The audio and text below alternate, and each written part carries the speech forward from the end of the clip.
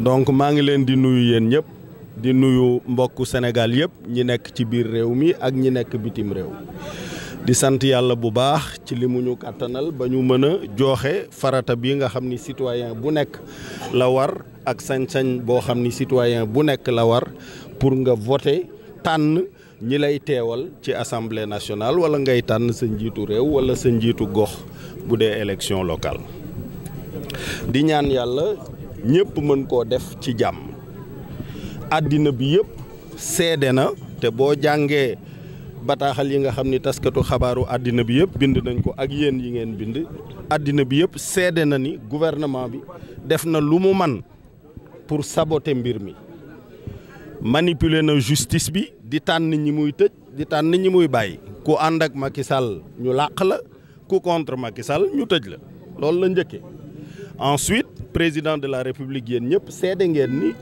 ci këram ak ci bureau benn activité la amoon mooy recevoir nit ñi di leen jënd ak xaalis pour di leen wax ni na diw perte na diw perte fii ci Thiès moom je pense que loolu booy na seeni nopp ensuite ministre des finances bu jóg dugg ci langue politique bi di xeex bi muy xeex ak keesu réew mi di jënd ay jàkka di jënd ay imam au vu et au su de tout le monde sans même se cacher ensuite un ministre de l'intérieur qui sabote la fabrication et la distribution de cartes ce matin un de vos ci suba benn ci seen collègues yi wax na ni 10% plus de 10% cartes yi kenn defaru ko lu ñu defarul nan lañ koy mën a séddale ensuite ñu xaar ba mu des ñetti fan ñuy dugal yeneen i pexe loolu yëpp nit ñi teewe nañ ko mais peuple sénégalais peuple bu xarañ la peuple bu dal la certes mais peuple bu am fulla la donc gouvernement bi mën na envisager ay projet pour sàcc élection yi wante nit ñi am nañu fulla ak farlu gu ñu taxawee pour loolu bañ a am loolu d'ailleurs mooy sababu may woo ñëpp pour ñu teel a voter ba noppi takku pour aar seen vote boobu pour que li nga xam ni ay plan la ñoo xam ni nee nañu sax am na ay étranger yu ci bokk yoo xam ne dañ leen di defaral seen document boobu ñuy defaree ci préfecture yi ak sous préfecture yi dugal leen ci ay carte xaar ba mu lëndëm ñu dugal leen ci yenn gox yi pour perturber ñooñu ñëpp nañu xam ne lu ñu yëg la te dinañu taxawaay bi war pour càcc googu bañ a am. waaw loolu mooy sabab bi xam nga daanaa gën a naaje di ñëw ay 11h ak yooyu mais situation normale la bii nag dadul situation normale président de la république bu uuf ay walisu xaalis di woo ay nit di leen ko jënde ay di leen jënd clairement ministre des finances bu yor keesu nguur gi di jënd nit ñi ministre de l'intérieur buy saboter élection ouvertement loolu musta xew ci Sénégal c'est la première fois ñëpp a ci teg seen bët donc loolu kat jar na nag teel a jóg jërëjëf tous. Bonjour à l'ensemble des citoyens du Sénégal, d'ici comme de la diaspora. Je voudrais tout d'abord rendre grâce à Dieu de l'opportunité d'exercer un droit, celui de voter. Et je prie pour que chacune des Sénégalaises et chacun des Sénégalais puisse exercer le même droit dans la paix. Et que la volonté populaire seule puisse s'exprimer à l'issue du scrutin. Le monde entier est témoin.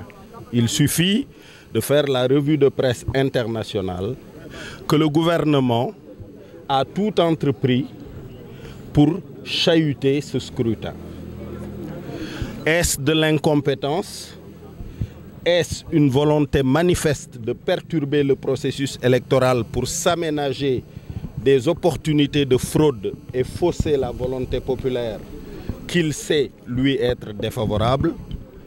Nous le verrons tout au long de la journée. Mais en tout cas, en amont, le monde entier et vous-même avez constaté que le gouvernement a tout fait. Manipulation de la justice pour priver de liberté ses adversaires politiques. Sabotage du processus de distribution des cartes d'électeurs. Achat de conscience manifeste dirigé par le président de la République lui-même, accompagné en cela par son ministre des Finances et l'ensemble de ses collaborateurs. Tout ceci est destiné à fausser l'expression normale de la volonté populaire. Mais le Sénégal est plus fort que cela. Et Inch'Allah, cela sera prouvé à l'issue du scrutin. Nous prions pour que la paix prévale, pour que les citoyens exercent leurs droits et que le peuple seul, souverain, puisse s'exprimer à l'issue du scrutin. Merci beaucoup. Vous participez à des élections avec des sorties dans les lieux de vote, dans les bureaux de vote. Est-ce que vous êtes rassuré aujourd'hui quant à la manière dont vous avez voté les questions de journalistes? J'ai toujours été rassuré en abordant le scrutin, en me mettant en face du peuple sénégalais que je sais mûr, que je sais pouvoir apprécier en toute tranquillité la situation du pays. Je pense que les syndicalistes qui n'ont pas vu l'État respecter et honorer ses engagements peuvent juger sans moi, peuvent juger tout seuls.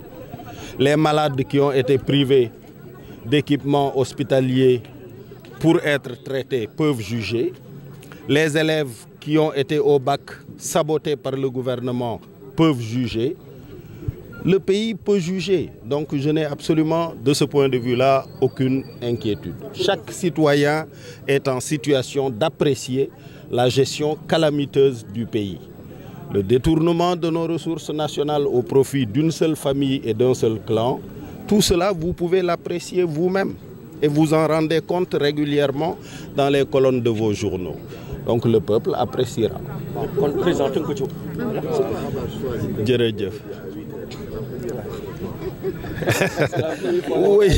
Oui, absolument. Parce que la situation et les tentatives de fraude sont telles que j'ai voulu donner le signal au peuple sénégalais qu'il faut voter suffisamment tôt pour se consacrer justement à l'activité essentielle de protection du vote contre le vol que planifie le gouvernement. Voilà.